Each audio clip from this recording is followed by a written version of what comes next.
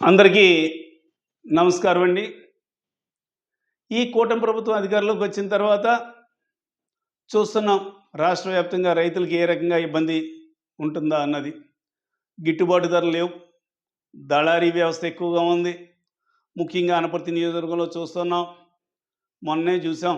సుమారు బస్తాకి 250 వరకు కూడా తక్కువకి అమ్ముకుంటం జరిగింది ధాన్యం. ఏవైతే ఉందో స్థానిక ఎమ్మెల్యే రామకృష్ణారెడ్డి ఒక్క మిల్లర్‌తోటి కూడా మాట్లాడడు.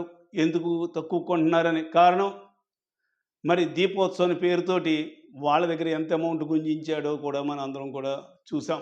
తెలుసు, అందరికీ కూడా తెలుసు. ఇంక వాళ్ళనేం అడుగుతాడు? వాళ్ళ దగ్గరే చందాలు అయినప్పుడు ఈ చందాలు రాయడు.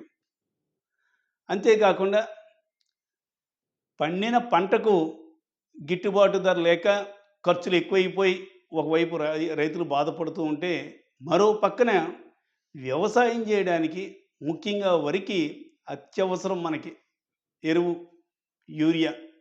ఆ యూరియాని కూడా కనీసం సప్లై చేయలేని పరిస్థితి.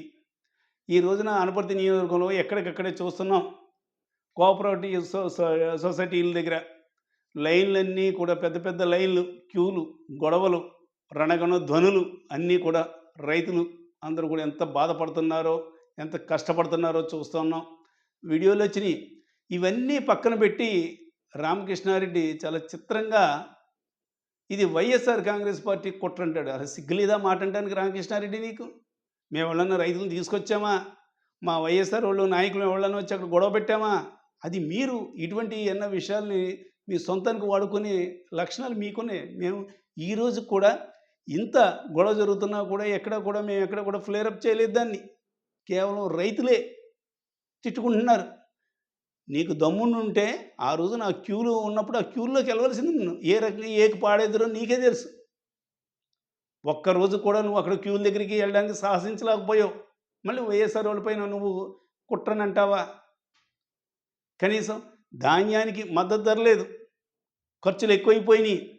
కనీసం పిండి కూడా సప్లై చేయలేని దౌర్భాగ్య స్థితిలో ఇప్పటివరకు కూడా ఎప్పుడు ఏ రాష్ట్ర ప్రభుత్వం ఎప్పుడూ కూడా ఈ రకంగా లేదు. కేవలం మీ ప్రభుత్వం వచ్చిన తర్వాతే రైతులకు కనీసం పిండిని కూడా సప్లై చేయలేని దౌర్భాగ్య స్థితిలో ఉంది. ఈ రోజున రైతులు మరి క్యూలో ఉంటున్నారు. రోజుకి 1000 రూపాయలు తక్కువ కాదు కూలి.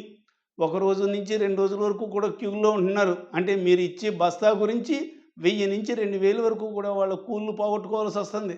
ఇది మీరు రైతులకు చేస్తున్న మేలు.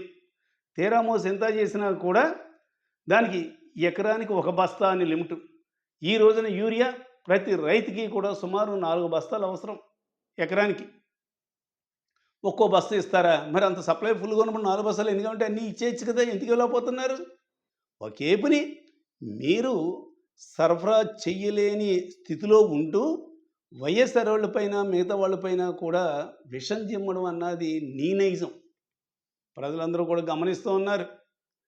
తప్పనిసరిగా ఈ యూరియా రానున్న రోజుల్లో కానీ, ఈ ఊడ్పులు ప్రారంభించినప్పుడు కానీ లేకపోతే రైతులందరూ కూడా మీ నాయకుల్ని తరిమి కొట్టే రోజులు కూడా దగ్గరలో ఉంటాయని మాత్రం ఈ సందర్భంగా తెలియజేస్తున్నాను.